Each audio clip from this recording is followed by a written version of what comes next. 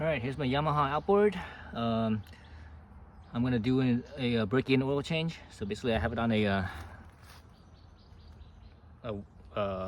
heavy-duty garbage can, or garbage, you know what I'm talking about.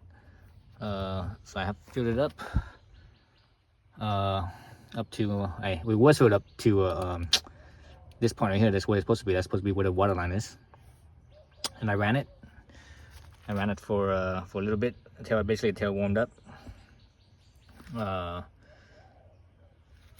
now I need to do an oil change. Let's see how many hours do I have on this thing now. I think I have probably about 2 hours on this thing total. So that includes when I first got it. I just ran it in here for like 5 minutes, 10 minutes, whatever it was. So actually, I think I might have did that a few times because I was, making adjustments and all that stuff. Then I just went camping yesterday. So the place was the boat launch to the place, to the sandbar. It was 3 miles, and this thing it topped out at 5 miles an hour with me, another person, and all the equipment in my inflatable. So it took well over 30 minutes to get there. So 5 miles an hour, it was 3 miles away. So you do the math, that's 3/5 of a mile. So that's like, what's 3/5? 3/5 is like maybe 40 minutes or so. 20, 40, 60, 80, 20, 40, 60. Yeah, about 40 minutes or so. So 40 minutes there and back. So that's over an hour and a half. No, an hour and 20 minutes. Plus whatever time I spent. So that's less than 2 hours. So anyways, so I need to do the break-in oil change. So right down here there's a 10 millimeter bolt. I actually already loosened it up. I was like in the middle of doing this. Then I remember, oh, I should just record this. Let's see. So I'm gonna, because I don't want the oil dumping into my water can. So I'm just gonna put my little catch can right here down underneath, and hopefully it all goes down in there. Shit, oil's everywhere now.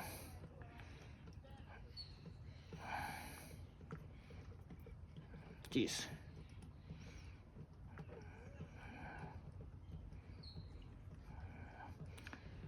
So it's been what, maybe 15-20 minutes since I stopped. Oh, it was hot since I stopped the engine. So let's give it a chance to cool down. It's still kind of hot.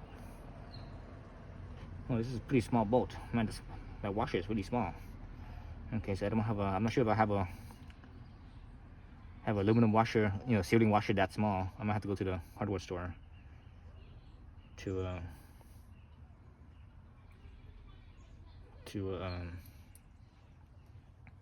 get a new washer, because these washer, the sealing washer, or basically a one-time use for the most part.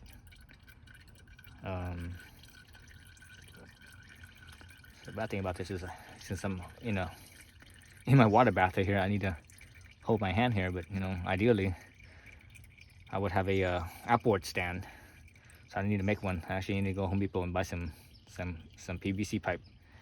I'm gonna make it out of PVC pipe, outboard motor stand, and that way I could place this thing over a 5-gallon bucket instead, so that way I could use less water as well, be less wasteful. Use a 5-gallon bucket and a PVC pipe, so I have more access to and more clearance, because with this trash can, where it's sitting right here, you don't have the rim of it, because it sits up taller. The rim of it is like in your way. So anyways, so wait until this thing drains out. Need to replace this washer, so I still need to go to the hardware store. So yeah, I guess this is gonna be more than it's gonna have some edits. I was hoping I could do this in one shot, but again, I don't have the washer for this, so I wonder if some of my motorcycle washers might fit. Maybe my motorcycle washer might fit this. So let me look at that. I think I have some that fits this, so I don't have to go to the hardware store to look for a aluminum washer. So it's just dripping now.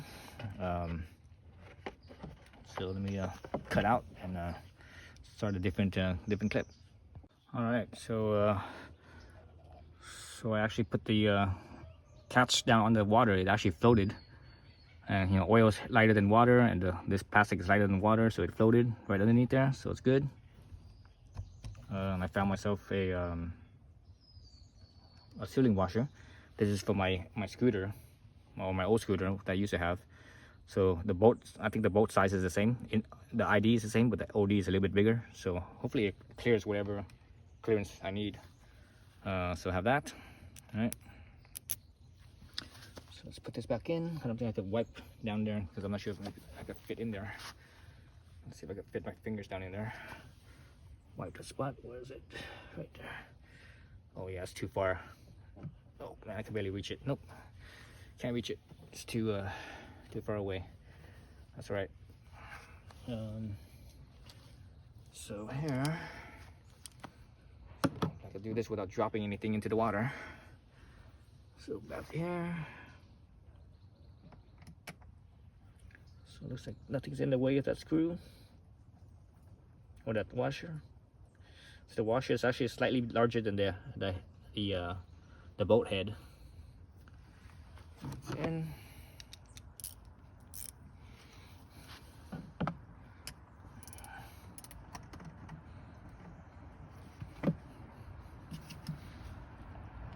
so remember, crush washers, they crush, you know, sealing washers, they're aluminum, so they will actually get squeezed and crushed down a little bit, and that's how they seal.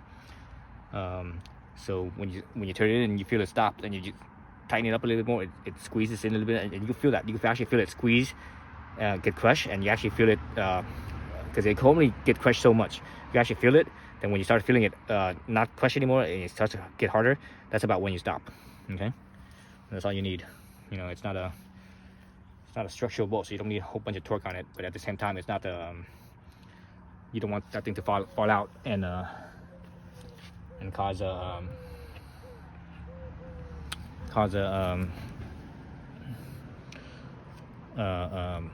you know, for you to lose all your oil.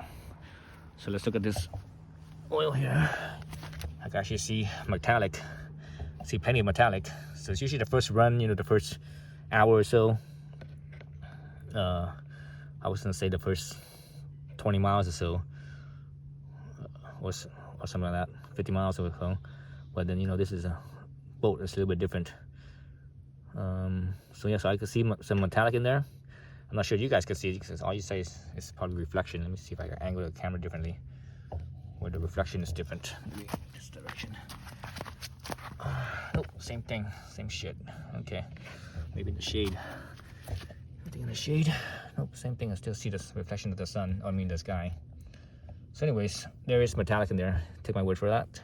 But it's still very clean though. You know, the oil is not dirty. The oil is clean, but it's just metallic. So I want to get rid of those metallics. So that's that end. Let's go to the other end. Trying to get my rag here wet. So let's go over to this end here. I was gonna say the working end, but that's not right. Let's see, let me adjust my tripod.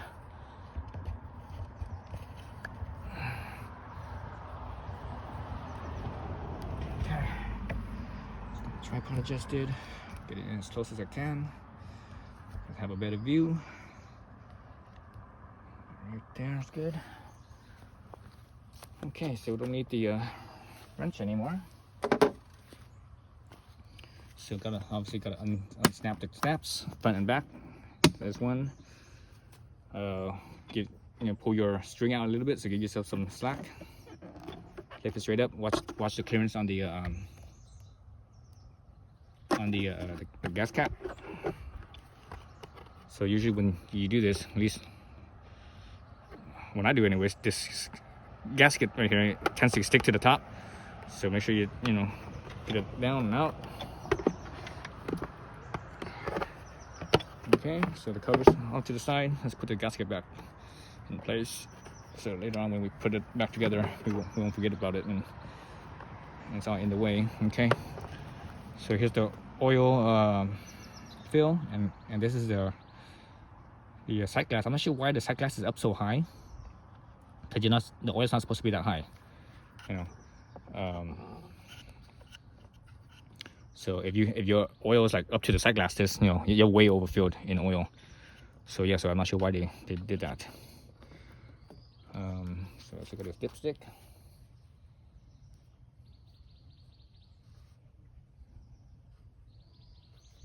So here's a dipstick. There's your 2 marks, top, you know, full and empty.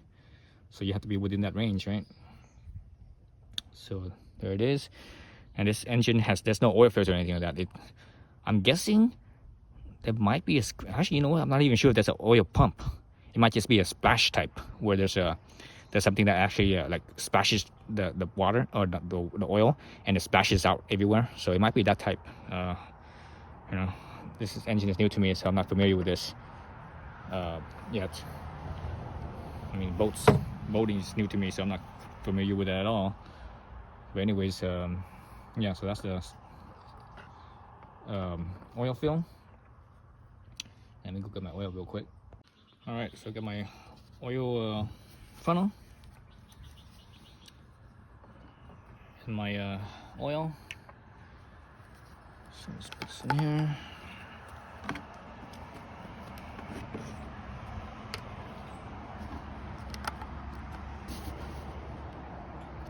So I'm not sure how much oil this thing uses. It's what size is this engine? This is a 72 cc's, I think. So it's not much power. 72 cc's, and it's supposed to be 2.5 horsepower. I'm not sure if that's right at the crank or down at the propeller. I'm guessing it's the crank, just like a car. They usually measure the horsepower at the crank and not the wheel. But anyways, 72 cc's. Let's call it 70 cc's for 2.5 horsepower. That's not a lot. So that tells me that the engine is very under stressed. It's not, you know, it's not overstressed like some engines. Even compared to like a motorcycle engine, this is very understressed. Like a scooter engine, for example.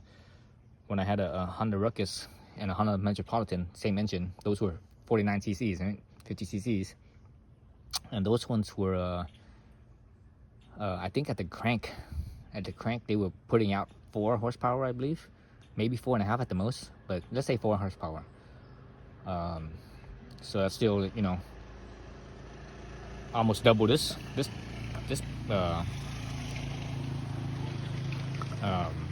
motor. So let me check the level. So that's almost double this motor. So those motors are pretty under stress too, as well. I think. So the proper way of checking this is to actually screw it in. So I'm mainly a Honda guy. I've always had Hondas all my life, and this is my first outboard. But you know, as far as like motorcycles, I only had one Yamaha motorcycle, and that one had a sight glass, so I didn't care about no dipstick. This sight glass is actually not to check the oil level. This sight glass is just there to see if the oil is splashing, if it's running right. So to check the oil level, you have to screw this thing down. You know, make sure it's level. Make sure your prop shaft, the shaft is plumb, right? It's plumb. It's not you know, it's vertical, so it's not tilted. Screw it all the way down, then screw it back up. So it's barely at the low mark. So I need to fill it up some more. But anyways, like I said, I mainly had Hondas, and Hondas is different. Honda, you actually, at least on the motorcycles anyways, you don't actually screw the dipstick all the way in. All you do is just let the dipstick rest on the fill hole. Then you pull it out and check the level, so you don't have to actually screw it in. And actually, I like that way better because when you do it that way, it's faster. You know, you don't have to like screw in, screw out, screw in, screw out, and you just go, you know. So what I should do is I should check the oil level with it screwed in, then check the oil level with it not screwed in, and I should go from there. So, you know, look at the relation between those two. That way I don't have to keep on screwing in and screwing out. Thing with oil is that you overfill it, it could, you know, the inside of the case here, it gets too, let's see right now, if I just do that, it's at the bottom of the, just below the bottom of the low point. So if I screw it in, let's see where it goes to. It's probably gonna be the top of the fill point. If that's the case, then that's perfect. So that's what I could eye for. But anyways, yeah. So you overfill the oil. That inside the crankcase, it gets too much pressure and will actually blow oil out the seal, and that could cause a leak basically. So once that happens, once the leak starts, it's not gonna go away. So the oil level is about 2/3 of the way up from the bottom. Yeah, 2/3, or yeah, about 2/3.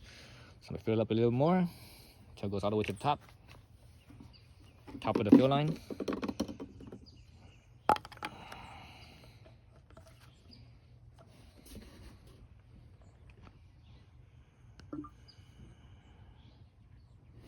Probably an effort there.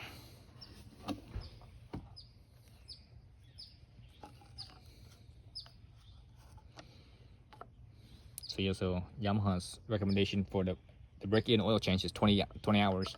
I only have like 2 hours at most. I think less than 2 hours, probably only an hour and 45 minutes, I think. But anyways, two hours at most. Being kind of anal about engine break-in, I like to change my oils, you know, basically usually the first hour of use. So I really have, you know, over an hour of use on this thing. So that's just me.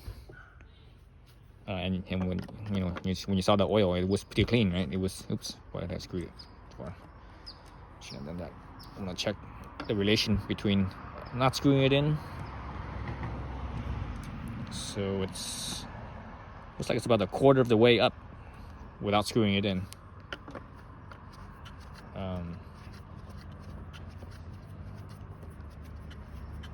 So yeah, so I'm anal about oil change a little bit sooner,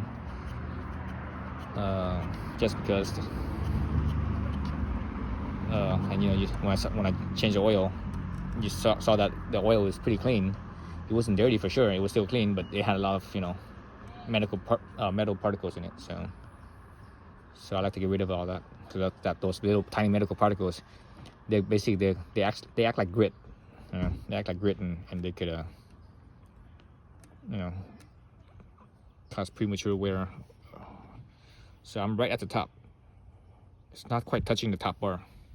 Let's see this side. Yeah, this side's touching the top bar. Okay, so I'm good. So that's full. And that's it. That's all I need to do. The engine is still warm. Actually, I want to change the prop oil as well. The gear oil down at the prop. But I need to make a stand for this thing first, because, you know, obviously it's in the water like this. Even if I empty this thing out, I still can't reach down there very well. So I need to make a little prop stand. So that's it for the oil change for the Yamaha outboard. Just need to put everything back then. Put the cap back. Make sure this bottom gasket that loosened earlier is back in. Line up the little tab here. In the front end, actually the back doesn't have it. The front has those tabs, the two tabs right there. You line it up with the bottom side here.